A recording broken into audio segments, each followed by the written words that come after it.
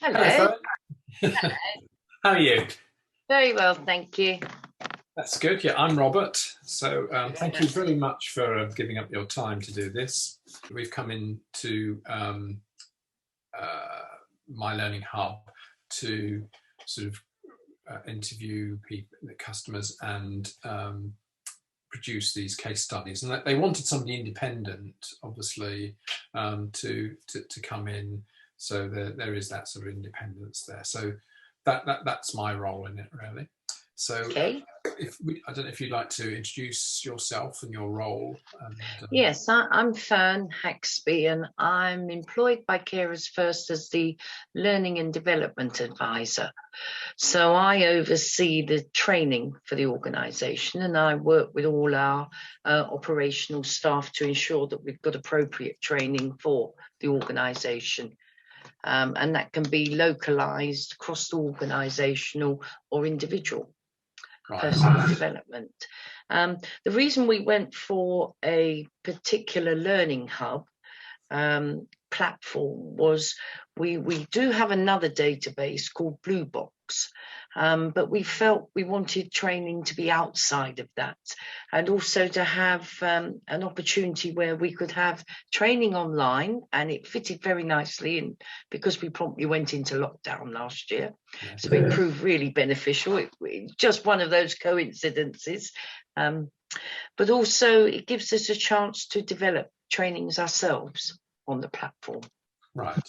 And I think it's something we'll continue, because now we're looking at not going back to classroom trainings at all. We're going to keep it to Zoom because we have staff all over the country. So rather than have people travel, it's going to be Zoom from now on, or Teams, and short bite-sized trainings. So yes, it's worked well. In terms of sort of how did you select My Learning Hub? What were you looking at? I'm afraid that was my line manager, who's no longer with us, but we Right. looked at several, and what we were looking for was being able to author trainings. That was the important thing for us. So we had some control over trainings available, and we were quite impressed with the library that they had of trainings that we could access. And of course, cost was important to us. Yeah. Okay. And so do you use the material already provided, or do you create your own material, or sort of what sort of mix is It's there? both. Yes. Right. Yes, we dip into the library that's there, that we purchased. We purchased about 50% of the library, I would say. And then as I develop trainings, then I'd actually do those by Zoom, but put them on as a online reference afterwards as well. Right. So people can refer back. So I'm following the authored training I put on the Learning Hub within a Zoom training, but it's also available for them to go back and refresh. Right. Okay. And how do you find the library materials? Presumably you adapt that, do you? Yes, it's okay. It's okay. Yeah. I don't think I've got many complaints at all. No. They can get stuck occasionally, but they've got a good support team that we can just go back to. The hiccups happen. Yeah. As we develop throughout the year, and as our organisation changes to fit in with the new working model that we're taking on, then I will liaise with them to see what else they have on offer, if I'm not doing it myself, of course. And in terms of creating your own material, do you find that easy to work with My Learning Hub? Yes, I can do it. First of all, it was a headache, but like all things, once you get to know the system, it's okay. Yes. It would be lovely if there was a bank of videos available. That's my only thing. That would be really good. But but I spend half my time going around YouTube looking for videos to be able to use. But on trainings, they have videos, but we can't access them.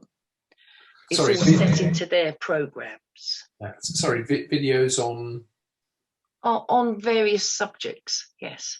So if I was doing something around mental capacity, it would be nice if there were some videos, that they had a library of videos that we could access. Right, on specific topics and things. Yes, absolutely, yes.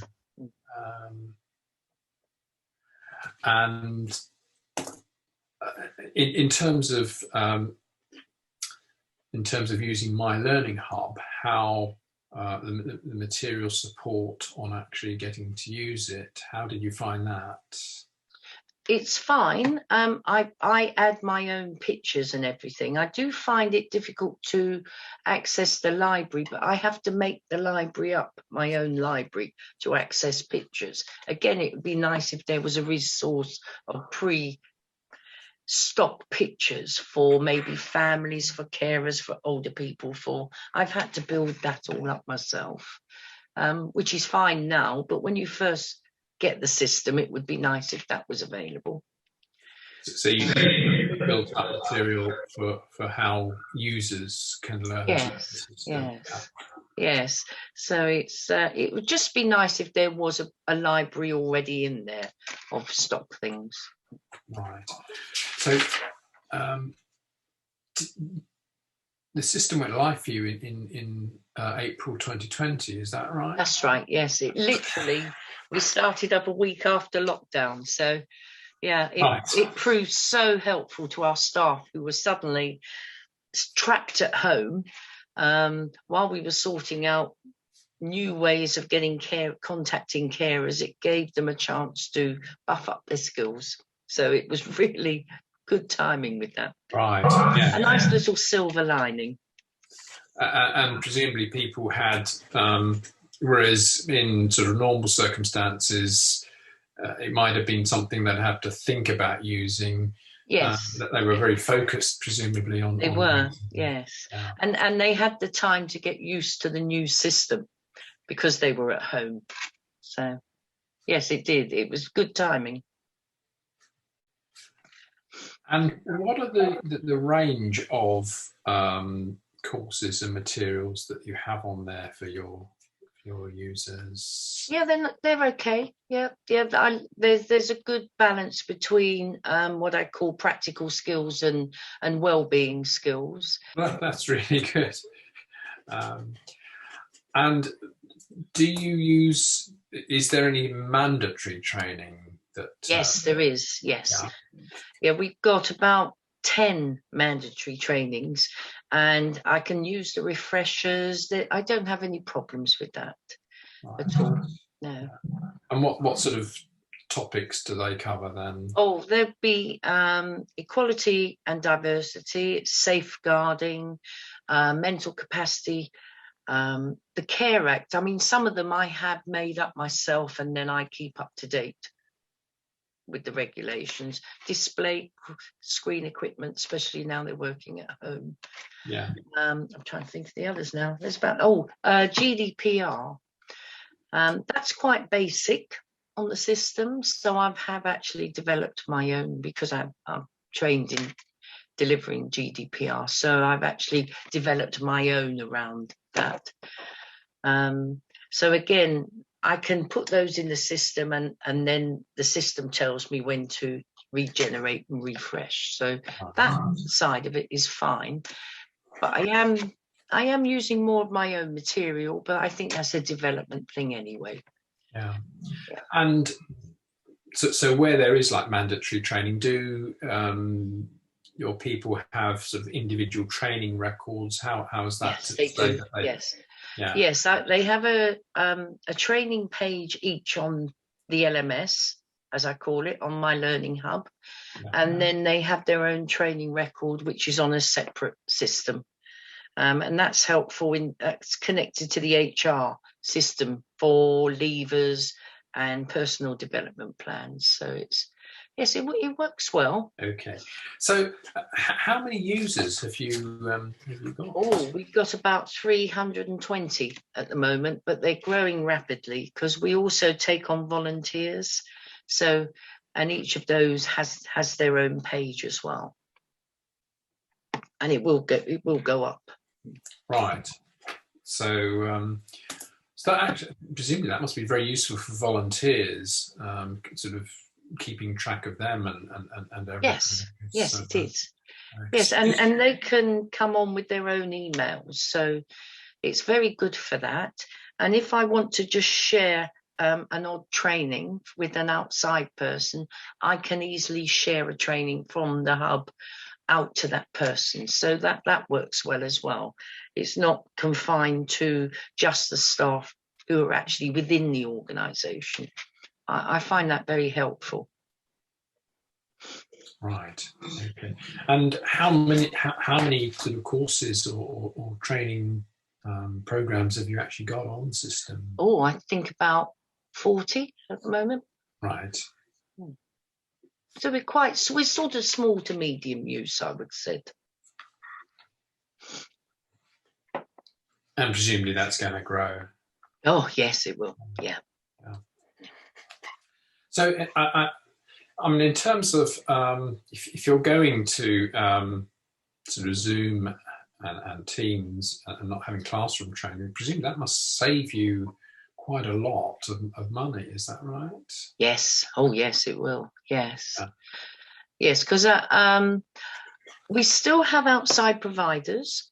I mean, for example, we've just done a workforce investigation training, and we wanted ACAS to deliver that because we needed to have the proper legal requirements. So that again is an outside training. But what I will do from that is not plagiarise their work, but take the salient points to build an online resource so people can just dip into the LMS when they want, just go through refreshers. Right. From that training. So actually that's quite good as well, that I can just build up a little glossary of almost like it's just reference points that people can dip in. Right. And you know, how do your people do they like the system? What's been their very feedback? easy to navigate.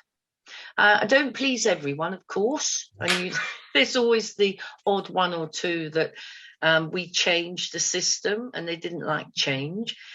They don't like doing online trainings. Well, move on to the new world. You know, we're not going to please everyone, but I would say 98% of the organisation love it. Very easy to use. Brilliant. So effectively, because there's mandatory courses on there, is it literally 100% of the organisation using it? Is everyone using it? Yes, and our trustees and our volunteers, so the whole lot use it, yes. Right.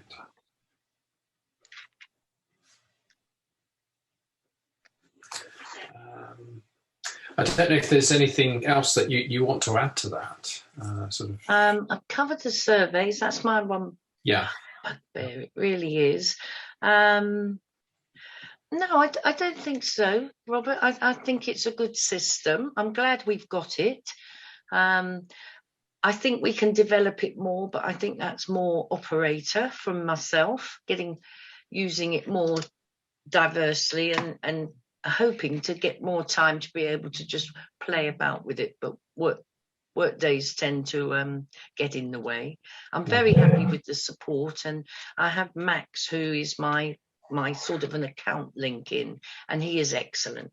He's always, I can't fault them at all. The support is there if I need it, and almost instantly, which is fabulous. Okay, that's excellent. I think we've covered pretty much everything. So thank you very much for your time. My pleasure. Yeah, good to meet you, Robert.